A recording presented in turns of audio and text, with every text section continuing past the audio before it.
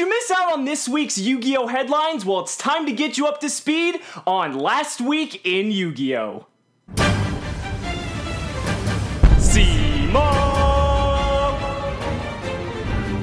What's going on, guys? It's Cimoooooooo, and welcome to the first debut episode of Last Week in Yu-Gi-Oh! This is a series originally created by the RJB0 and eventually taken over by Glasgow Yu-Gi-Oh! Aka Farfa, and now I'm deciding to take the reins on it because news is something I don't exactly cover in depth on my channel, especially with stuff happening so quickly. I kind of take the time to pick and choose what I want to discuss and talk about it in depth, but this is a great way for if you miss some of the big Yu-Gi-Oh! Headlines of the week to catch yourselves up to speed. So be sure to subscribe and stay tuned for future episodes, but without further ado, let's get right into it. I wanted to start off though with Meta Mats because they actually are going to be releasing a brand new design, the Way of the Warrior, this Monday, September 18th. And I don't know about you guys, but this is one beautiful mat. It fixes a lot of the problems that I was very critical of in my review. It feels amazing. It looks absolutely fucking gorgeous,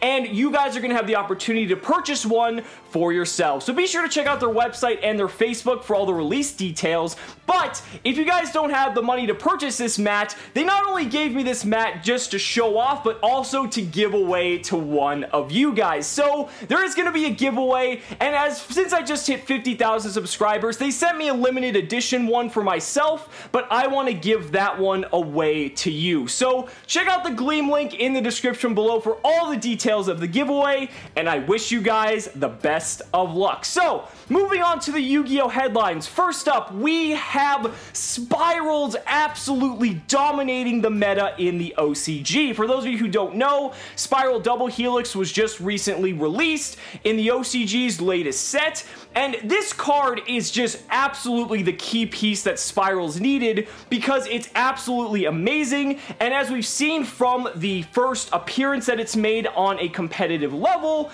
Spiral is pretty much taking over 30 to 35% of the current meta, and that is at the time of those statistics coming out, because a lot of things have changed in the OCG until then, alluding to something that we're going to be discussing a little bit later on. I think this is just due in part to the fact that Double Helix kind of fixes a lot of the deck's problems, and it's so generic, it's so easy to make, and it just enables so many insane, ridiculous combos and loops with the Spiral archetype, enabling it to generate so much card advantage that I'm really excited to see how the meta is going to evolve there and how players are going to kind of adapt to their new Spiral overlords. So, moving on to the next piece of news. This one was really big, and this is probably the most prominent piece of news for the TCG, and that is a ruling dispute over summoning an effect activation that depends on if a card was summoned, whether or not it touched the field, if its effect is going to activate. Now, for those of you who don't know what I'm talking about, this is the good old traditional Deneb Call the Haunted Mystical Space Typhoon ruling, and if you live in Europe or in the OCG in Japan or Asia and anywhere, this isn't going to apply to you because this is a America TCG specific ruling only, but it's very important that this is actually making headway. So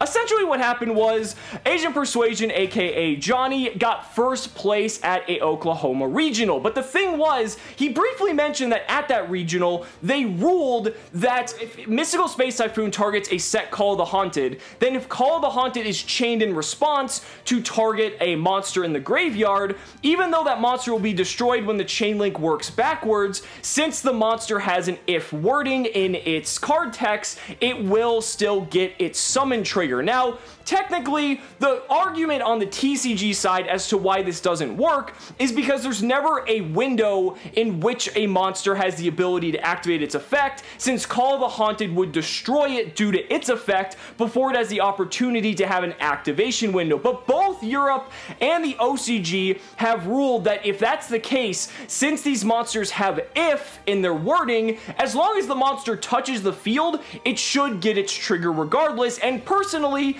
I believe that's how it should fucking be as well. But here in America, for some reason, we've had it ruled that that doesn't work, but in Oklahoma at this regional, it was ruled that it could. Maybe that played in part to some of Johnny's success at this regional. He didn't really explain to the extent that it was helpful, But this is really big because it started a whole controversy as to whether or not it should be ruled one way or another, and essentially got to the point where some of the Konami representatives came out saying this is still unofficially confirmed by Konami, at least for America. So basically what it boils down to is, if you have an event and this ruling may come up for you, if you're playing something like Satellar Knight or Cosmo in the instance of Johnny, or any other deck where a Call of the Haunted and if effect monster might come into play, just check with the head judge ahead of time so that you know how that ruling should work and whether or not you can use that ruling to your advantage. So moving on, going back to the OCG, I was alluding that their format got a little bit shaken up,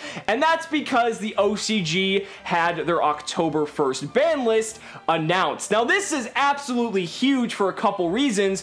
First and foremost, their format just got absolutely obliterated. They got True Draco just pretty much on the gallows. Dinosaurs got hit. Invoked got hit. There's so many different decks and archetypes that just got hit in so many different ways that it really is shaking up their meta. Now the thing about that is though, Spyrals are still completely untouched for the most part. So a lot of people are questioning if whether A, the OCG made a mistake by not putting Spyrals in check, or B, if their meta is going to evolve now to the point where Spyrals are just going to be so dominant that it's going to be the just overwhelmingly dominant tier 1 deck, and that's going to be like the deck to beat, so to speak, moving forward into the OCG format. Personally, it was a really big surprise to me that they were that harsh with the ban list. We've seen it in the past where Konami sometimes does reset the entire format and kind of wants to breathe life into the game and allow players to experiment with new decks and things like that.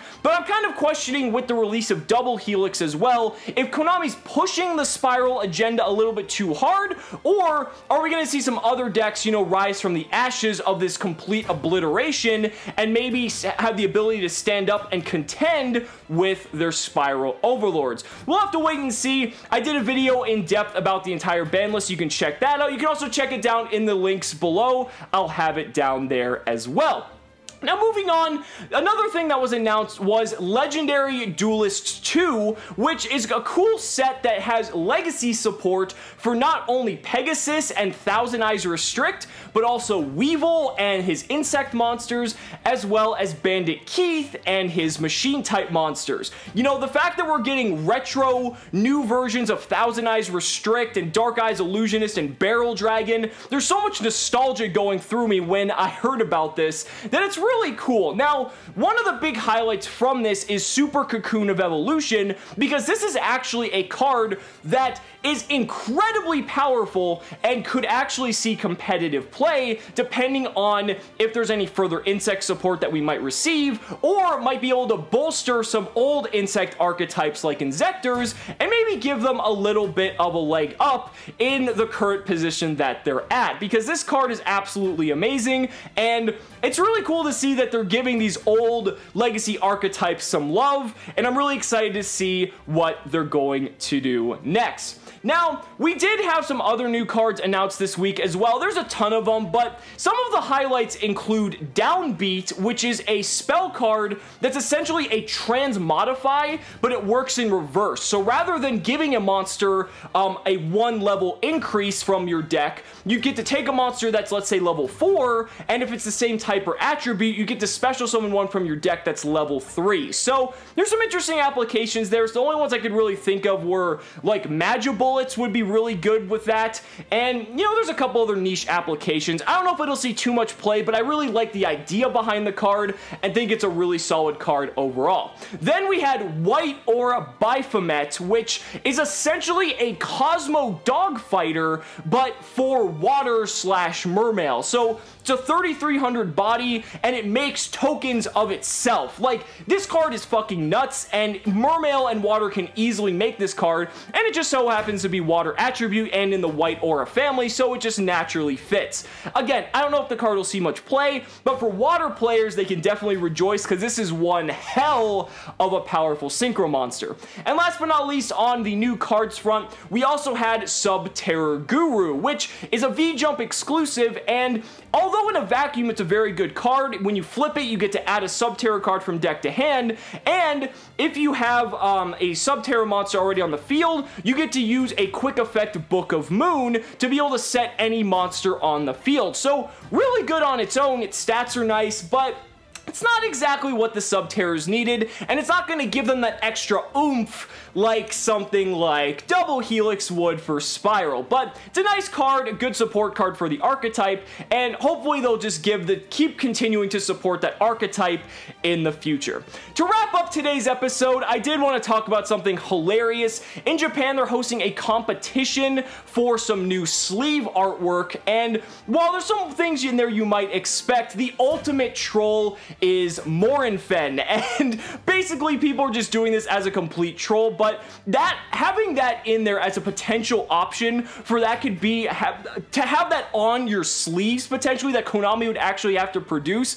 I find that to be absolutely fucking hilarious. Like, this is some shit that you would see like rank 10 or like Davinator do. But in any case, I just thought it was just something I just wanted to highlight and just kind of wrap up on a positive note. So guys, let me know down in the comments what you guys think about this last week's news. If there's any good headlines I missed, be sure to let me know down in the comments below, and let me know what other stuff you would like me to cover on future episodes of Last Week in Yu-Gi-Oh, because I'd really like to hear it. So guys, thank you so much for watching the video. Be sure to like the video as always, subscribe to the channel for more amazing Yu-Gi-Oh content, and if you found this video entertaining, informative, any of those things, consider backing me on Patreon, because just by pledging only $1 a month, you're investing in my ability to continue bringing you amazing Yu-Gi-Oh content. So thanks so much again, and we'll see you next time.